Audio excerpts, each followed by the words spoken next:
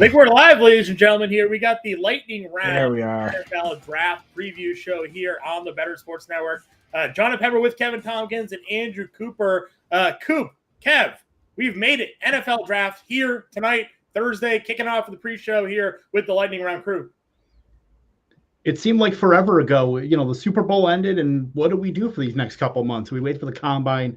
We wait for free agency, but then we had this big lull. We could talk about prospects until we were blue in the face, but we made it. The draft is here in an hour. Coop, we've already had some pretty big news here breaking today. We have Lamar Jackson signing his contract extension. We've got some early NFL trade rumors here leading up into the NFL draft. It should be a pretty good hour with us for the Bettor Sports and Fantasy Alarm family here.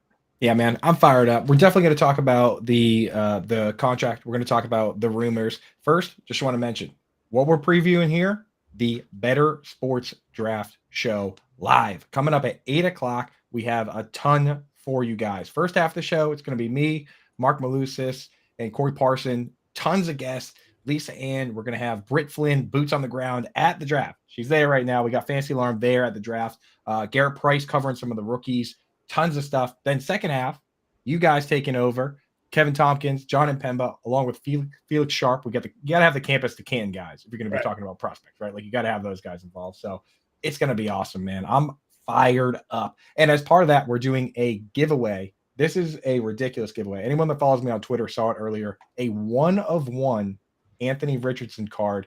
It's the first of its kind, augmented reality card, right? So the way this works is you get the physical card. It's not an NFT or anything like that. You get an actual physical card with a QR code that you scan with your phone. You make all your buddies pull their phones out too because it's cool. You got to show them, right? And then when you hover over it, it comes to life. Tyler, I think we have a video, right, that we can preview right now. We can pull that puppy.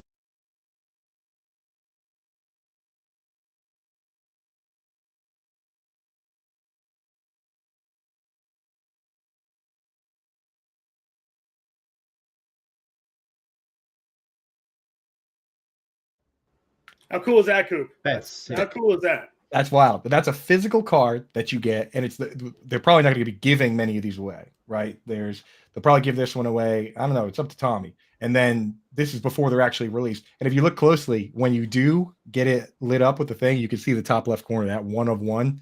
They're not making any more of those particular ones. The idea eventually, it's going to be a whole set of cards, whole bunch of things out there, collectibles. But for now, that's pretty much the one that I've seen that's out there. And we're going to give it away today to somebody that downloads the Bettor Sports Network app, joins the BettorCast, and all you have to do is basically get a few questions right during our stream. So it's going to be beautiful, but that's for 8 o'clock here. Let's get into some pre-draft stuff and talk about what's coming up, right? Yeah, man, listen, like I said, we have the big news here of the day. We're waiting all offseason. What is going to happen with Lamar Jackson in that saga? Is he going to go somewhere else? Is he going to resign and go back to the Ravens here? Well, we got the news earlier this afternoon. 5 years here, $185 million guaranteed, $260 million total. Coop, we talked about it. They brought in a new offensive coordinator. They're going to be maybe looking to push the ball downfield a little bit more. They signed Odell Beckham Jr. Maybe they'll be looking to address some more offensive weapons there in the draft. Thoughts on initial reactions here to Lamar Jackson returning to Baltimore? Yeah, I mean, I love it. First, I want to say shout out people in the chat. We got Hoove in the chat. What's up, baby? Haven't seen you since the expo. We got Better Boss in here. We got people trickling in. It's gonna be a big night. So with Lamar Jackson, I will say I was a little worried that their whole plan was to move on to a pocket passer with the Todd Monken air raid coming in. It's a totally different offense. It uses 3-4 wide receivers. So I didn't know what the game plan was for that, but now that he's back, pretty much, big time guaranteed money, a little bit more than Jalen Hurts, right? Is that the case? Yeah, a little, just slightly more here. We got, and again, it's $260 million total, $185 million guaranteed. Jalen Hurts had $179 million guaranteed there. Where are you now though with the fit for Lamar Jackson? Are you excited about the prospects of them maybe opening up this offense now? I mean, we've seen them be very run heavy. They run a lot of those RPOs. They have the dual running backs there with Dobbins. And I'm now blanking on the backup running back that they got there. Kev, help me out for a bit here. The Gus Bus Edwards. Yeah, Gus the Bus, right? Exactly. So, thoughts? Do we think that they really open this up now? Does that boost his fantasy value that they're going to be throwing the football more this year? I mean, he's got to throw the football a little bit. We saw it, a couple years ago where they did open the ball up a little bit more after running the ball into the Stone Age. But, if they're the Todd Monken offense, it's going to open things up. It's going to open up lanes for him to run. But the thing is, they have to get some production out of their wide receivers. You have to get, Rashad Bateman back to, being a first round pick and being what they thought he was. They need to get, maybe they get somebody in the draft here. So, we know he has a rapport with Mark Andrews. There's Isaiah Likely too. They just got to get more weapons for him. Maybe they get one, like I said, in the draft here, but it's status quo here, and maybe the Monken offense opens up more rushing lanes for Lamar Jackson. Now we know he has security. So, from like the best ball angle, he's one of the guys that you almost don't even have to stack with. You could just take Lamar Jackson as is, and you get the rushing. Hopefully you get 25 or so touchdowns, and you get 800, 900 yards rushing. Yeah, absolutely. We got Macaroon Productions in the chat. You're preaching to the right crowd here. Me and Jon Impemba, both Pats fans as well, dude. So let's go, baby. Hell yeah. Be an interesting night for New England for sure, holding that 14th pick here and what they do with it, right, Coop? Are they attacking offense? Are they trading? We've seen some wild, the Reddit trade rumors, Coop, right? I mean, it's always fun. You're obviously the king of Reddit here over at Fantasy Alarm. You're in with those heathens, constantly in the channels, typing up. We saw the Will Levis move, off the Reddit rumors there yesterday. There was some floating around Patriots Nation, some Reddit rumors about New England and Houston maybe coming up with some sort of wild trade package that involved Mac Jones and Patriots moving up to the second pick. And who knows what's going to happen here when it comes to New England. But they have overhauled their offense. They got Bill O'Brien now there. We've seen them, you and I, Coop, mocked to some running backs, some wide receivers, some offensive linemen. But we both know what's going to happen come 14. Old Billy's trading back. He's getting those assets, right? I'll tell you, first of all, there's no king of Reddit, dude. It's all just a wave of garbage, and we're all just a piece of garbage in that wave, my man. So those rumors swimming upstream. Every once in a while, those rumors are true. I will tell you this story that I forget the player, but there was a guy who was playing Call of Duty, and his wife, the wife of an NFL player, was playing Call of Duty, and she was like, "What? You got traded?" And the news trickled in through that way. So Reddit has in the past broken news before. It is true. They've gotten more wrong than they've gotten right. On this particular one, I don't know if I believe it. I don't know if I believe like any for sure rumors at this point. So I don't know. I'm not putting my money on Will Levis at 1, and I'm not putting my money on the Patriots even making their pick. I have a list of like 20 guys. If they would just take one of the 20 players I like at 14, I would be pumped. If they trade back, that's fine. If they once again draft a player I've never heard of, I might have to stop doing it. I truly, it's going to break my heart. Because last year we're doing it live, and you guys are like, what do you think about Cole Strange? I'm like, who the hell is Cole Strange? Right. UT Chattanooga I didn't watch a whole lot of UT Chattanooga games. I don't know about you guys. So I'm just hoping they pick somebody that I'm aware of. Right. So, we'll get into all that. We'll get to some hot spots in the draft here. What I do want to talk about first, if you guys are cool with it, is the DeAndre Hopkins rumors. They're trickling in already. There's been 2 different ones. And right before we got on the show, I found out that one of them is tied to Mike Florio. So a Pro Football Talk, again, another source where sometimes it's true, sometimes it's not. Right. So what do you guys been hearing? I want to hear what you guys are hearing on the Hopkins deal. Yeah, Kev, what do you think? Yeah, I mean, certainly, where there's smoke, there's fire. I mean, I think, the Titans, that's a very plausible, situation there that where Arizona could trade down, for a package. I'm not sure what certainly with the package, it's all rumors at this point, but Tennessee possibly coming up to get a quarterback. It's very interesting. We know Arizona's been shopping DeAndre Hopkins. We've heard about the Bills. We've heard about the Ravens. We've heard about, just a number of teams looking for a veteran wide receiver. There's a lot of wide receiver needy teams in the NFL, and certainly want to pair them, somebody that's probably a top 10 overall wide receiver in the NFL with maybe a younger quarterback and get some security there. So, Tennessee, we know, is certainly barren outside of, I mean, even Treylon Burks is a kind of a question mark at this point. We know they want to run the ball, but they have to kind of keep defenses honest. Yeah. So I think Tennessee is a solid landing spot, and I think he could raise the profile of the entire room there. But I don't know. Who knows? It's all rumors at this point. Yeah, I'd be curious to see what exactly the package ends up looking like. Right, if the Cardinals are moving back and trading DeAndre Hopkins, and the Titans are moving up, that feels like a pretty hefty move. Like, would you think maybe a Treylon Burks would be involved in a deal like that? He'd almost have to be, right? Or multiple first-round picks, like obviously to move up from where they are up to that spot in the draft. The fact that Hopkins would be on the move. I mean, we obviously saw some of those other rumors weeks ago. Maybe Derrick Henry would be on the move. And would Henry be a guy that they would be willing to trade at this point? Given where they sit in the draft and some running backs that are available to them potentially here. Yeah, the Cardinals are clearly setting themselves up for a bridge year. There's no question. They get rid of clean house on the coaching staff, bring in Jonathan Gannon, right, from the Eagles to build a new defense. If you look at the odds, the Super Bowl odds for this team, they are basically down with the Texans. There are times where they've been even with the Texans, which means anytime you're even with the Texans means you're not going to win the Super Bowl. Like, that's a fact. So, not great. Yeah, I think they've set it up that way on purpose, though. They're trying to do a bridge year where they let Kyler Murray recover, where you obviously let him get to 110%, might be half the season, right? You let Zach Ertz recover. You trade away DeAndre Hopkins. That's why I don't think, like, if you're a team like that, why are you trading for Derrick Henry? Why are you trading for Treylon Burks, like assets that are kind of going to help you win now? I think what John suggested, just a boatload of picks, right?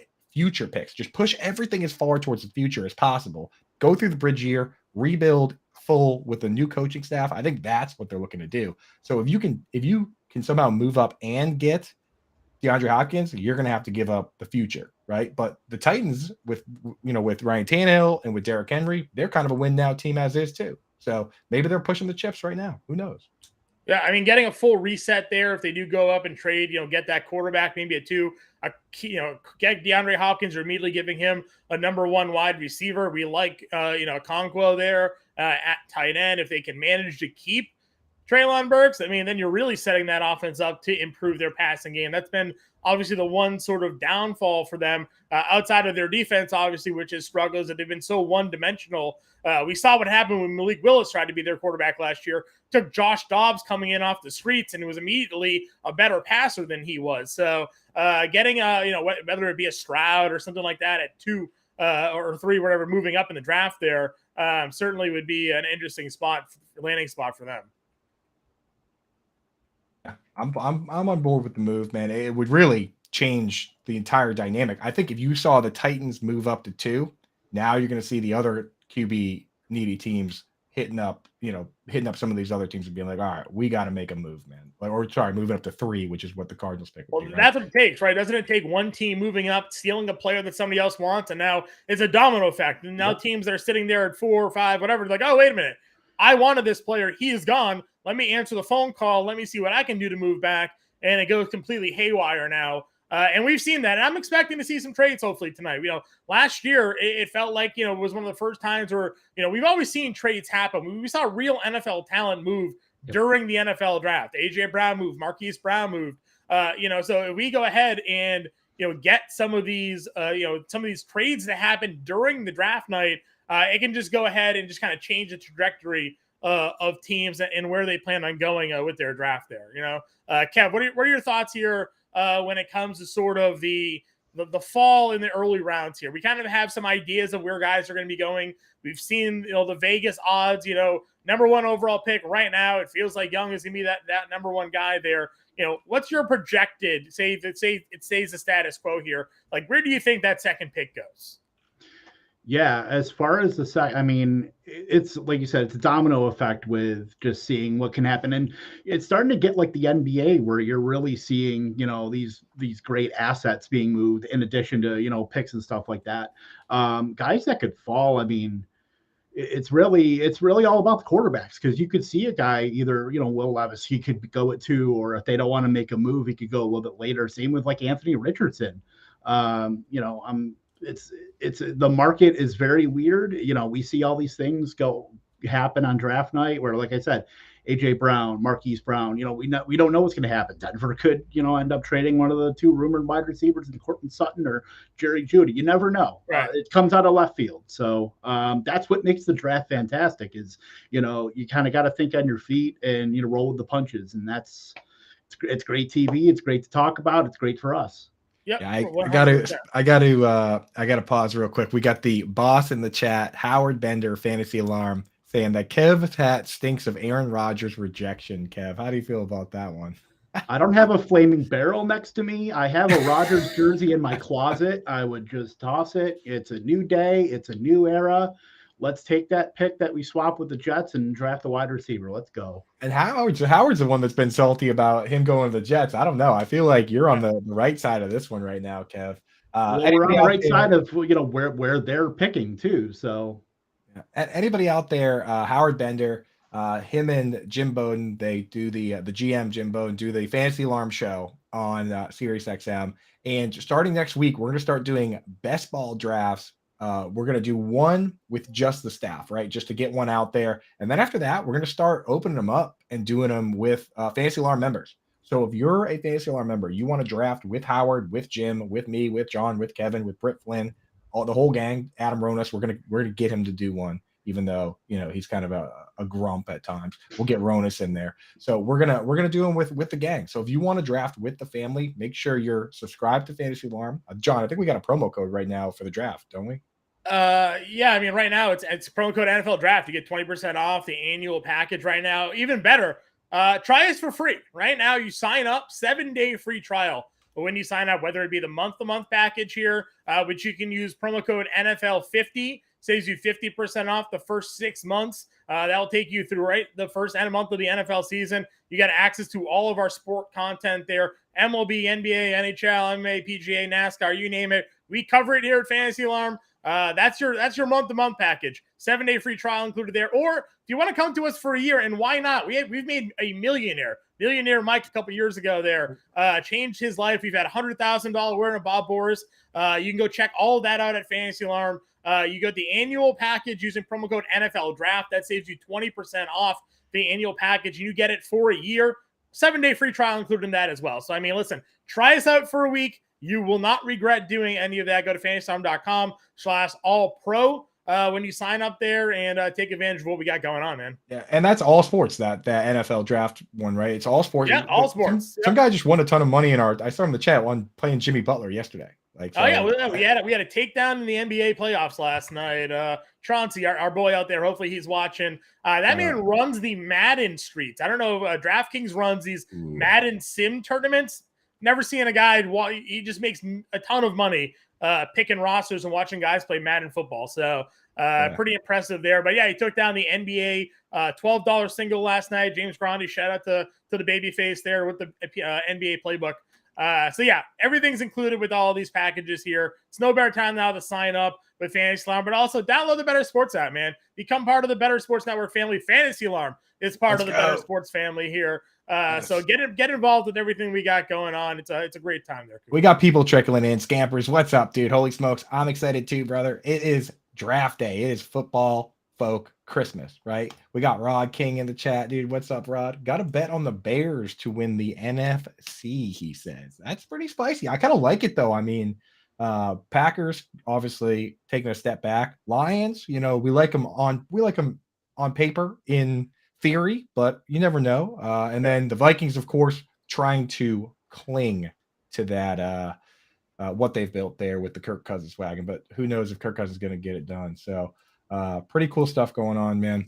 I want to talk to you guys before we get into these first couple of picks. We're gonna go through and kind of break down the draft and give you guys some hot spots, some spots in the draft where if one team does one thing, it's going to change the course of history, right? So we're going to go through kind of compartmentalize that. But before we get into the quarterbacks, we got to talk about this test, man, right? Everyone's talking about the S2 cognitive test.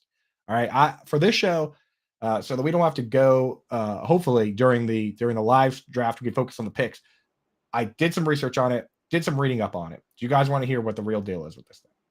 course. I got to figure this out, man. We'll talk about the S2 cognitive test here. I know you've been itching. And you and I just went away to Vegas for my bachelor party. You didn't stop talking about it. We're at Stadium Swim. I'm like, Cooper, I'm trying to watch the games. You're like, nah, man. S2 cognitive test. It's the thing we got to discuss. Fascinating. So tell the people. Tell the people what we got going on here. Please tell me how dumb I am compared to these NFL. It's not a matter of dumb because IQ and S2 are different. All right, you might be smart and you might have, be terrible at figuring stuff out or vice versa, Kev. I'm not with you. I'm not entirely sure. Okay. But we'll get you tested. We'll figure it out. But here's the deal, right? So the idea behind this test is that you break prospects into 5 aspects, right? The first one, physical. We don't really need to get into that. Like, you can't be an NBA center if you're not like at least 6'10" nowadays, right? So positionless basketball, Coop. So you don't know that, You need the physical traits, okay? I mean, okay. You can't be an offensive lineman if you don't weigh at least like 280. How's that? So you need the physical traits. That's one. Number 2, mechanics. That's one that can be fixed, might not be fixed, but it's an important part of scouting. Number 3 is something they call tactical, right? It's how you prepare. That's how you study. Do you know the rules? Do you know your opponents? That's an important part of this. They want to know that about you. Number 4, psychology. So that is, how do you deal with stress? How do you deal with issues? Are you going to be the next Richie Incognito, right? Like, do you have the right mental makeup? Number 5 is what this test studies. They call it cognitive ability, right? So essentially what they're doing is how you process data. Somebody that knows all the rules might not be able to, on the fly, be able to know the decisions like bing, bang, right? And a great example is a guy we just talked about, Aaron Rodgers. Is there anyone better in the league at recognizing when the defense goes off sides and he knows it's a penalty and he chucks it up and he makes a big play, and if the ball gets intercepted, it doesn't matter because it's an offside, so the ball just comes back anyway, right? Like, that is what this test tries to figure out. It tries to figure out how good you are at processing information on the fly. It started with pitchers and batters in baseball. It's now trickled in, right? So that's where all these rumors are coming from, is that these test scores are they're behind a paywall, probably a very expensive paywall. Now they've kind of leaked out a little bit. That's the big rub with S2. So that's the spiel I wanted to get out. Now everybody knows what the heck they're talking about when they say S2 cognitive test. There it is, Johnny. There it is. I love it. I love it. Maybe we can do a little article write-up, maybe, The content manager always giving me homework. You want me to write it up? Listen, it sounds like you've done a deep dive. I don't want that knowledge to go to waste. Can we just clip? Why don't we just clip this video? Yeah, we'll just clip the video. That's great. We'll get our producer here to go about and send it out, get a clip, package it. We'll make it a YouTube short. It'll be great. I'll tell you this: if CJ Stroud slides, big time slides, I'll write an article. How many picks does he have to slide, John? 5. Okay. If he falls outside the top 5, I will write a S2 cognitive test article. Because now here's the thing. So there were rumors that it leaked and the scores leaked, but nobody knew what the scores were, right? CJ Stroud, for some reason, someone asked him about it. I think that was like yesterday. And he goes, yeah, somebody leaked the scores. He's like, people are trying to make all these moves. They're trying to do all these smoke screens. There's nothing I can do about it. I know who I am, right? He basically kind of admitted that he had a bad score on the test. I mean, why watch the video twice? And this did not sound like a guy that scored well on the test. Because if he scored well on the test, he would have just said, by the way, I scored really well on the test. If he's going to talk about it, he sat there with his head down saying, oh man, it sounds like David Ortiz when he tested positive for steroids, but he didn't test positive for steroids. The names weren't supposed to get out there and who tested positive, and he did. Interestingly enough, Coop, we're looking at Vegas odds. I'm currently looking at the DraftKings Sportsbook here. CJ Stroud is minus 380 to go number 2 overall. Big favorite. The next best odds here are Will Anderson at plus 330 going to Houston here. The number 1 overall pick, though, it's Bryce Young by minus 20 billion, right? Very clear to be the number 1 pick. Levis is actually ahead of Stroud, number 1. So people think if for whatever reason, Bryce Young doesn't go, it's going to go Levis number 1, not Stroud, but Stroud is far and away the favorite to go too. So kind of interesting how they see that there. Pretty much just locking in Stroud there into that second spot. Will Levis plus 1,000 to go number 2. Will Anderson, like I mentioned, plus 330. But these lines are fluid. Like 5 minutes ago, where you were going on your rant there, the cognitive test.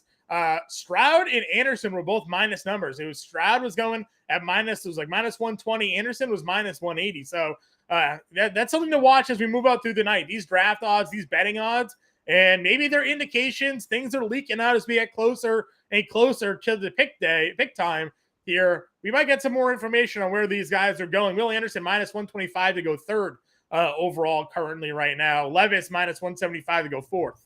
Well, guess what?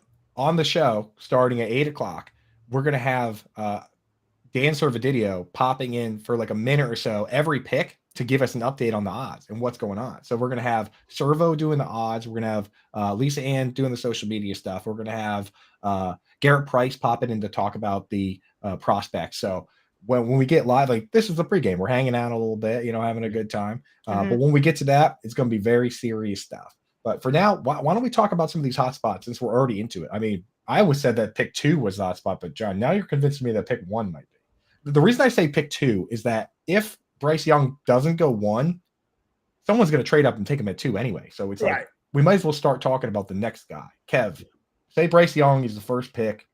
What do you think goes down here? What would you want to go down? What would you do? What would Kev Tompkins, the GM, do? If I were Nick Caserio, and maybe someday, God willing, I will be, because I don't know if he's real long for the Texans steering that ship.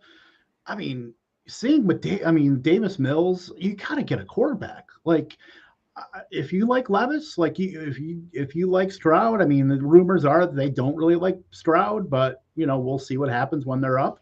If for some reason Bryce Young doesn't, I'd be racing up there to take him. I don't think there's any doubt in my mind. I know they're going to get offers left and right. I would just, stick true to your board. But I think this league is run by quarterbacks. You have to have a quarterback to be able to decently compete in the NFL. And right now, they do not have one. They traded, obviously, the boatload of picks for Deshaun Watson. So, it depends on the owner, because Cal McNair, really wants a quarterback, the owner of the Texans. So it's very interesting. It's a very interesting spot at 2. That's going to be the pivot, I think, of the entire draft. And it's going to just be a trickle down effect from there. Yeah. I mean, listen, like you said, even if you're not, like you mentioned earlier, and our producer here is mentioning the same thing, rumors are Caserio, Ryan, they don't really care much for the quarterbacks here, but you got to swing, right? You can't let one of these guys go, because if Stroud becomes that next guy and you were at 2 and you pass on him, you're looking for a job sooner rather than later here, right? So I would rather take the player and have him miss, and you'd be like, well, what do you want me to do? I took the player. He didn't pan out. If he did, we're a playoff contender right away, or within a year or 2, it gives you a foundation to build around. I don't see how you go about not taking one of these quarterbacks here when you're a team very clearly in need of a quarterback. Yeah, I mean, there's clearly some disagreement among not just this front office, the Texans, but the Panthers won just 2 weeks ago, and people were surmising that it's related to this first pick. Steve Drummond, the vice president of football operations, who had been with the team for like 17 years, and basically the VP of football operations is essentially, he's like the third guy in charge. There's Scott Federer, obviously, is the GM, and then there's the assistant GM whose name I don't know, which would be crazy if I did. But if I pull that, I think it's like Morgan something. But he's like basically third. He stepped down. He stepped down among the discussions, and the day he stepped down was the day that Bryce Young leapfrogged CJ Stroud. That's why I was like all up in there. I was like, oh, look at the drama here, baby. But yeah, I mean, that can happen, dude. There's a lot of disagreement that goes down on draft day. I've seen clips of things getting pretty heated. Basically, guys having to stand on a soapbox and go to bat for their guy, and you got 10 minutes to make the pick. So pretty cool stuff, man. That's all happening in a half hour. It's just hitting me, dude. Like, it's today. It's today. My favorite War Room video still to date is the Vikings celebrating when the Eagles took Jalen Reagor instead of Justin Jefferson, and they were like, I can't believe they just made this mistake, and you see the Eagles War Room, and they were like pretty confident in themselves, and then now Jalen Reagor is returning punts on the team that Justin Jefferson is like the greatest wide receiver in football on. So classic, dude. Do you guys think that Zach Wilson going at 2 and knowing what has been going on with the Jets. Maybe that gives the tech teams like the Texans a little bit of pause. I mean, we know that's can happen with any team at really any draft pick, but you're spending, a boatload. You're putting your franchise's hands into one guy. I mean, if you don't have your guy, it puts a shock into you. I think it's all an organizational setup too. I mean, listen, Zach Wilson goes into a team. The Jets were very rebuilding. They did a good job on that rebuild, and obviously now I think they're at that sort of pinnacle of it now. But you need a quarterback that has some mental toughness and at least some game to him. The one thing with Zach Wilson was that he popped the way he did because of those workouts during the combine, right? Like, sure, he had an okay, college career, a lot of COVID, didn't play a lot of tough teams. That was kind of one of the knock on him. But then he goes out and he does that roll to the left, cross body, jump throw in shorts down the field. And like, oh my God, this is the next great thing. And then you see him in spring workouts and he's hitting Elijah Moore on like the same pattern. And I'm like, yeah, he's beating the Jets secondary. Like that, anybody can look good, doing that. They're the worst secondary in the NFL last year. And then once the real games hit, he started getting sacked, started getting hit, showed he couldn't read the field, and he fell apart. He had no mental toughness. You're going to go to Houston. That team's not set up to win right now. So you're going to need a quarterback that has some mental toughness, at least the athletic ability to survive at least for a year, and trust sort of the team around him to put him in a position to win. But that's a young team that he's going to be going to as well. There's not a lot of like core veterans on that offense. It's a new head coach, so they're kind of all starting together. So Howard Bender here seems to think the Texans will take whatever QB's left at pick 12, right? And the thing with that is if that's their plan, then they're not going to trade pick 2 unless they're trading it to somebody that they know isn't taking quarterback. Why would you purposely allow someone to come in and take a QB if you're hoping the QBs fall? Like, so to me, if that's the plan, they're going to take a defensive player at 2. Yep. My personal take on this, I said this the other night when I was talking to Howard on Fantasy Alarm Show. People seem to not like this, John. I know you weren't down to sprinkle money on it with me when we were in Vegas, but my thoughts are take the best player. And I keep hearing people saying Jalen Carter's the best player. Jalen Carter's the best player available in this draft. He's the best player. And the question is like, oh, well, does he have the character issues or not? Well, if a team decides that he's not a character issue, why wouldn't he go at 2? Or why wouldn't he go very high if he's the best player in the draft? I mean, that's the part I don't get. That's why I was down to sprinkle a little money. At the time, it was plus 8,500. I don't know what it is now, but Jalen Carter at 2 on the table. Obviously, we've heard Jalen Carter at 2 right now is plus 3,000. Not to get stuck on the number 2 pick. There's plenty of picks to talk about here. CJ Stroud just moved to minus 1,600. What did I just tell you? It's minus 300 4 minutes ago. Minus 1,600 right now. Will Levis is minus 175 to go forward. Anthony Richardson now plus 175 to go for. So he's bumped up now, moving up the draft boards here. Again, these aren't just surefire indicators of where people are going. We're just looking at the Vegas odds. Jalen Carter right now, minus 400 to go 5 in the draft. So I am fascinated with how these lines are moved. I told you when we started this thing about an hour ago or a half hour ago, CJ Stroud was sitting there like minus 160. He's got up like 1,000, minus 1,600 now to go second overall. Here's the thing I didn't mention with that S2 test, and I'm not even sure this is 100% true, but what I heard was that what this company, the S2 company, does is they have a limit where they'll only sell the information to 2 teams per division. So if you're the first ones in, if you're the Ravens and Steelers, the Browns and Bengals cannot buy the info. It's part of like an exclusivity deal to give it an advantage and these type things. So, hey, you know what? Like, half the teams don't at least half the teams, if that's correct, don't have these S2 scores, and they might not care. So CJ Stroud could easily go at 2. Why don't we try? Let's get off of these first couple. Yeah, let's move down the draft board a little bit. Let's move. Let me ask you here, Mr. Howard Bender tweeted out earlier today. You and I have obviously talked a little bit about it. 8 pick Atlanta Falcons. Let's go. Let's do 7 first. Let's do 7 first because I like 7. Las Vegas Raiders. Go ahead. 7 pick. So I think that because we were talking about the hot spots, I think that's a very hot spot for this draft. Like that is a QB spot, whether the Raiders take one or whether they trade out. If there's a QB still there at 7. So I don't know if Howard's plan of the Texans waiting till 12 works if only 2 QBs are gone by that pick. So I think that's a pick where if 2 or 3 QBs are already gone, the Raiders probably just take a defensive player or a tackle or something. But if a QB is there, like one of the top 3 guys, if there's still 2 guys left at least, like Levis and Richardson, I could see somebody moving there. How did that, like, to me, that feels like the hottest spot. I feel like the Seahawks and the Lions, they both have 2 picks in the first round. They're probably just going to pick somebody with their picks. I don't foresee them trading and loading up on a draft where they're already loaded, but the Raiders, that's an interesting one. If you're the Raiders there, do you take like a Will Levis or Anthony Richardson and kind of double stamp the QB position with Jimmy G? Or do you move out of there? What would you guys do? Put your GM hats back on, boys. You definitely need a quarterback. Garoppolo, nothing more than a game manager there. He's a downgrade from Derek Carr. The injury history with him. Not that, again, we talk all the time.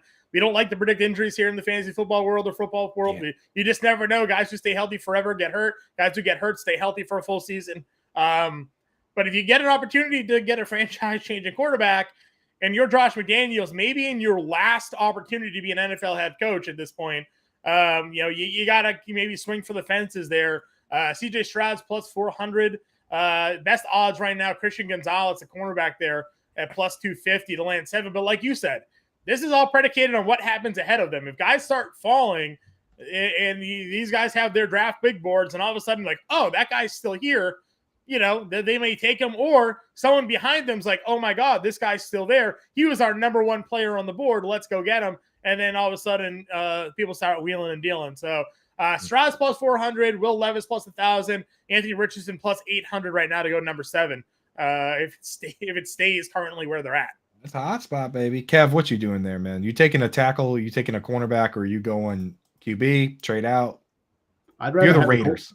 I'd rather have the quarterback, honestly. Like if Richardson or Levis is there, I don't know how you don't pull the trigger there. I mean, like John said, Jimmy Garoppolo is nothing but a game manager who can he can move along at a snail's pace, but he's not elevating the rest of the offense. You've got Devontae Adams, and I know, Anthony Richardson might be the only guy on the planet that has less pass attempts, last 3 or 4 years than Trey Lance, but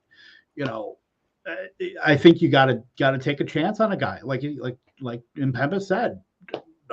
Josh McDaniels might be on his last legs as an NFL head coach, so you got to swing for the fences. I mean, Christian Gonzalez would be a great pick there. Certainly, Paris Johnson be a great pick there too. But if Richardson or Levis are there, I don't see how you can pass them up. Yeah, and the thing is, even if you like Jimmy G, right? Even if you like Jared Goff, we've seen teams in the past with safe quarterbacks make a move for a quarterback, and it turned out really well. Look at the Kansas City Chiefs. Alex Smith, back-to-back Pro Bowl seasons to kind of end things there, but Patrick Mahomes, right? Like Ravens. Carson Wentz, right? Carson Wentz was there. What was the one, Kev? Ravens with Joe Flacco. Right, exactly. It's like you got a guy. If you have a safe guy, now's the perfect time to take a high-risk, high-reward guy. Anthony Richardson, do it. Pull the trigger. So I kind of like that. I kind of like that idea there. All right, let's jump down, John, to the one you were talking about. I saw you flash Howard Bender. Howard Bender put it up here, thinking, what about Bijan to the Raiders? Jacobs hasn't signed the franchise tag yet here. Listen, Bender tweeted out earlier that he has Bijan to the Falcons at plus 3,000. This is basically right as draft odds came out. Bender landed Bijan to Atlanta. Must have a birdie in his ear somewhere there. Now all of a sudden you're looking at Bijan as the favorite to land at the 8th spot here at plus 175 to the Atlanta Falcons. Obviously, we looked at the Atlanta running game last year. Started off a little bit slow, but came on strong there at the end of the season. With how they went about, they had started with Cordarrelle Patterson, obviously, and then they had the rookie Tyler Algier come and really break out in the second half, but use what is a 6th round pick on Tyler Algier. No real draft investment to him here. It could make sense. You look at Arthur Smith, he had Derrick Henry, best running back on the board. They want to run the football there. They have a mobile quarterback in Ritter. Seems like Bijan possibly going to Atlanta, at least the way the Vegas odds have been moving tonight, plus 175 to land at the 8th spot here, Coop. Yeah, I mean, Tommy, who is a big Raiders fan, does not want Bijan. He wants defense. So I see you there, Tommy. No Bijan to Raiders. We want D.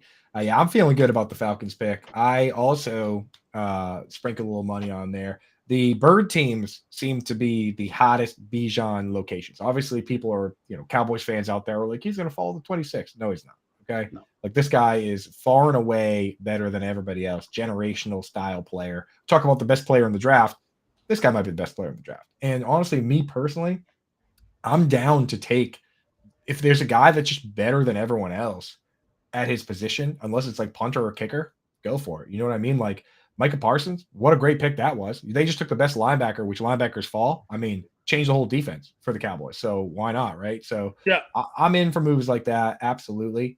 I do not want Bijan to go to the Eagles. I'll tell you right now. I'm fantasy wishing. Those rumors are happening because he himself said that Hurts was the quarterback he wanted to go to. Don't want that. If you wanted, you could take the bet right now. Bijan inside the top 12. In his draft position landing spot there. Could go ahead and get some decent odds there. While we're talking, Will Levis now minus 500 to go fourth. So numbers are Ursay. That's Ursay. Sorry, fifth. I lied. Fifth. Seattle minus 500 now to land fifth. So again, live odds moving around here in the NFL draft.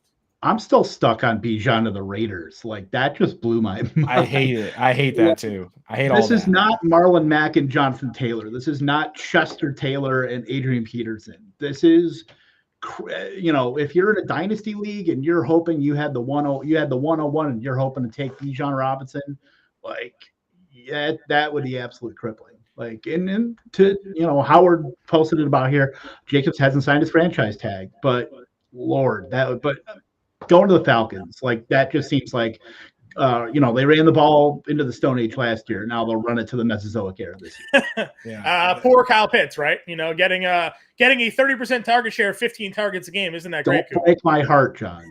I don't want that, dude. And I don't want, even if Bijan goes to the Eagles, Bijan, for me, he's a no matter what pick. I'm taking him at 1. I don't care where he goes, right? But, like, if he goes to the Eagles, that was the team that threw the ball least often to the running back. The whole position as a whole, not just Miles Sanders, the whole position had the lowest target share of any position.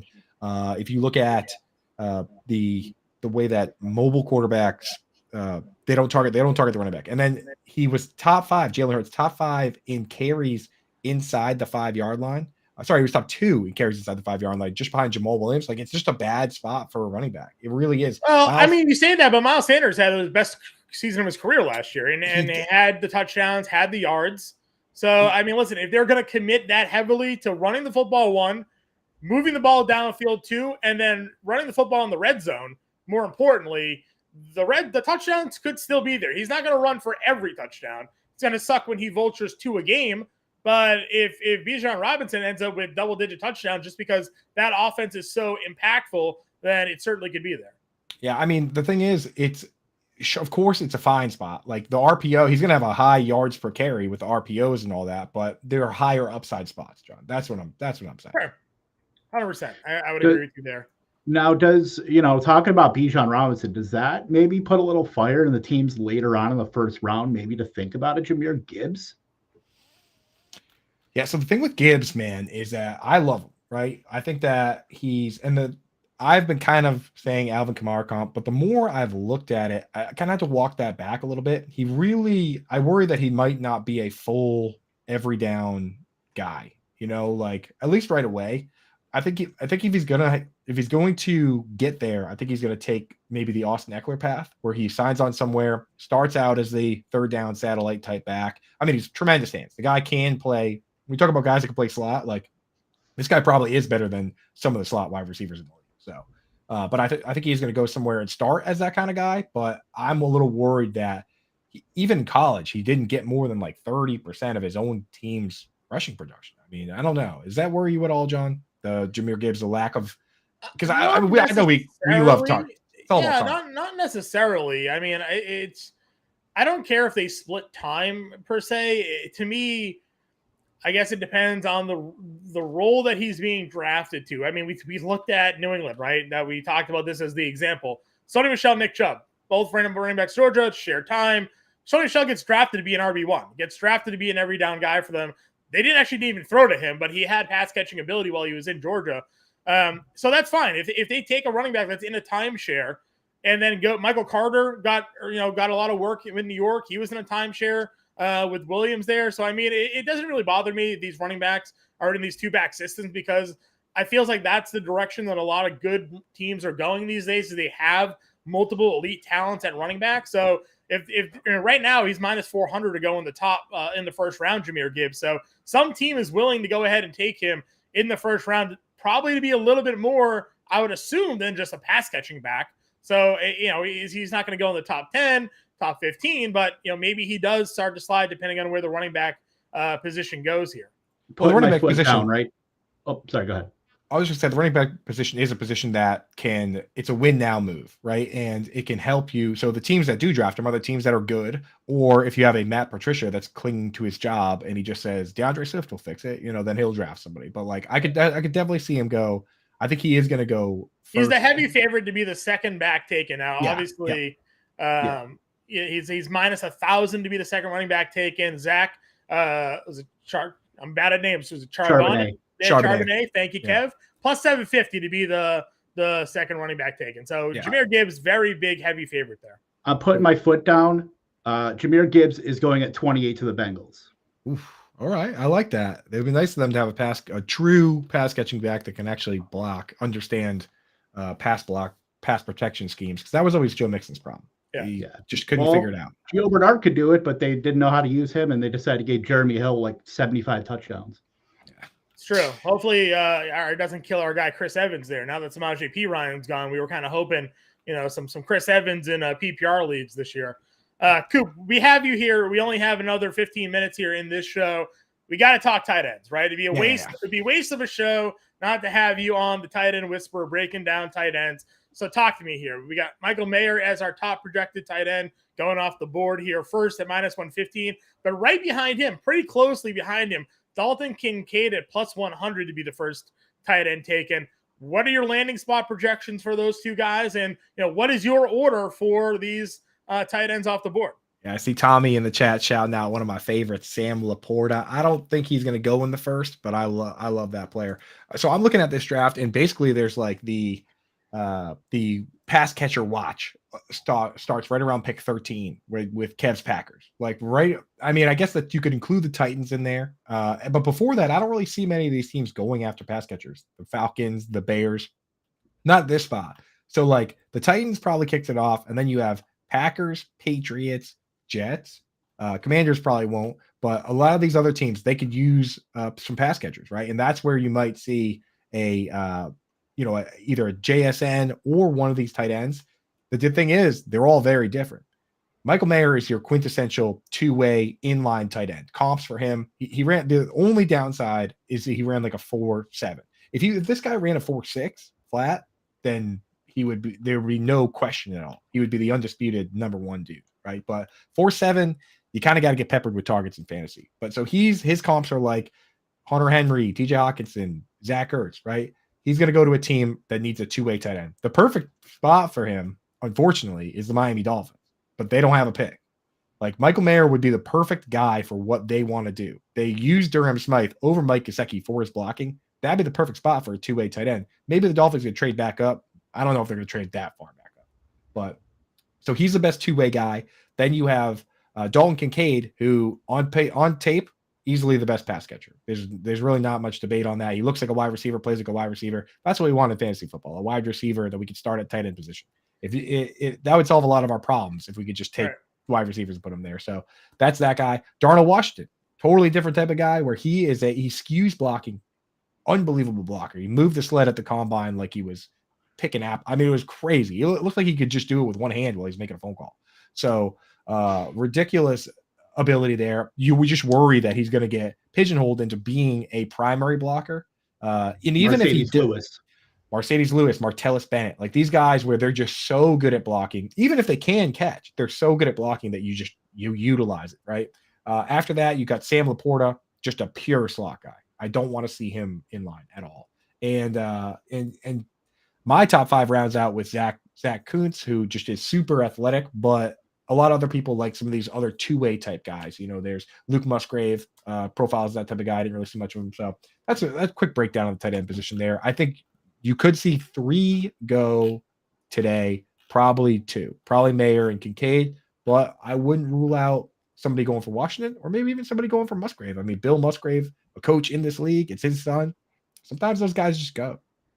Over 2 tight ends in the first round, minus 380. So it definitely feels like at least 2 find themselves landing in those positions here, Coop.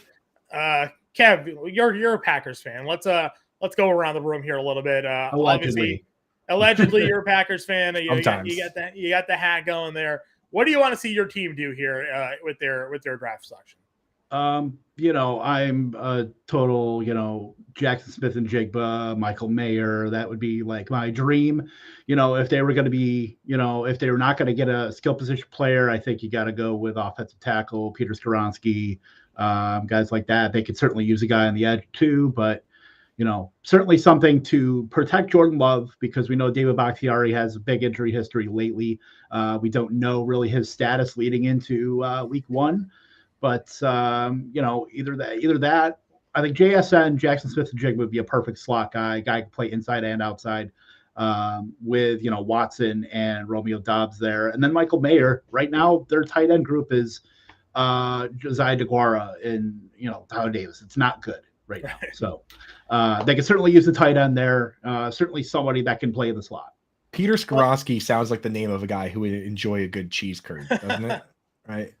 Yeah, it's a name, right? Offensive line there. So plus 150 right now, going a wide receiver, being the first position drafted by the Green Bay Packers. Defensive line is after that, plus 225. Tight end at plus 250 is your top 3 positional odds there for the Green Bay Packers. Coop, we're Patriots fans.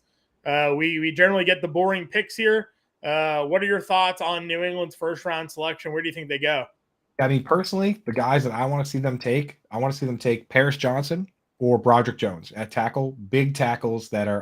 Peter Skoronski is a great player. He's probably the best.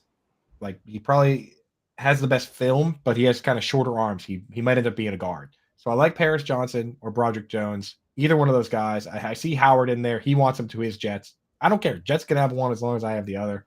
Other than that, if Christian Gonzalez is there, you obviously draft him, right? The cornerback. We want a bigger corner, I think. So I wouldn't mind Joey Porter Jr., especially because then Joey Porter Sr. has to be a Patriots fan. After he talked all that trash about my Patriots, basically said that if the Patriots didn't cheat, the Steelers would have won more Super Bowls. Dude, why don't you just play better? How about that?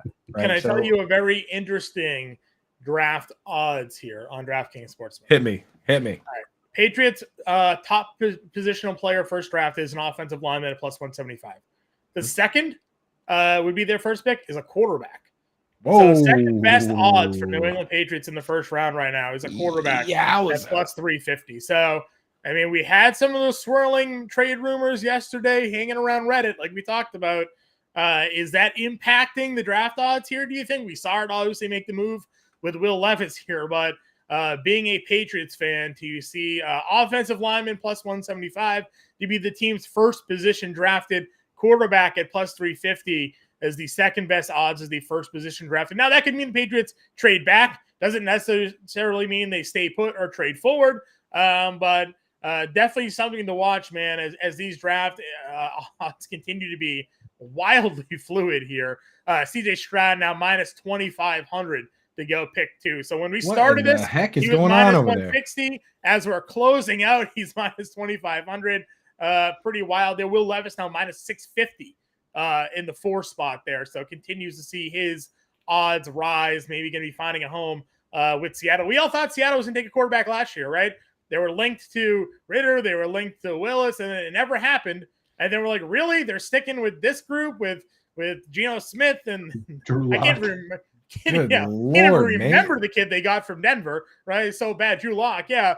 Obviously, they paid Geno a lot of money this year off the one game, but the one season here. But seems like they're getting their quarterback anyways, potentially here in the draft.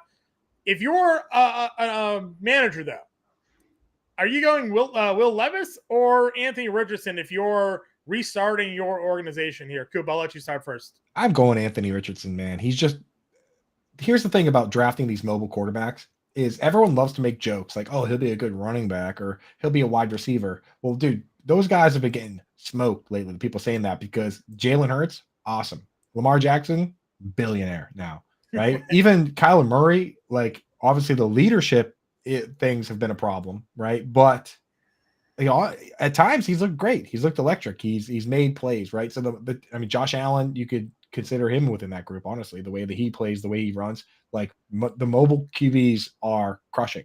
So I'm just going with the highest upside possible play. I mean, with Will Levis, what's the upside that he's Jay Cutler? I mean, kind of, right? Just a big arm guy with weird mechanics. Right. Give me Anthony Richardson. That's what I want. I just give me this freakazoid athlete. In worst case scenario, he can return punts.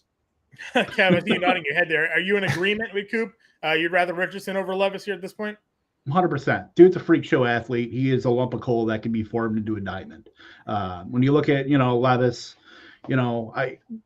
those kind of somewhat mobile quarterbacks that can throw a little bit, like maybe a Jay Cutler, has arm talent, but, Anthony Richardson seems like a guy that could be making like $11 billion guaranteed in like 3-4 years. Like if you get him into the right system, if you can, get a team around him, I think Richardson is just, he's just too tantalizing to pass up. Yeah. Now, speaking of things that might be worth $11 billion, we've got a promo coming up. We're giving away a 1-of-1 Anthony Richardson card. So he could be making a $11 billion. You might get this brand new first of its kind card, the first of this whole series that's going to be coming out eventually. It's an augmented reality card. Tyler, do we have time to play the clip before this goes? If you could pull it up.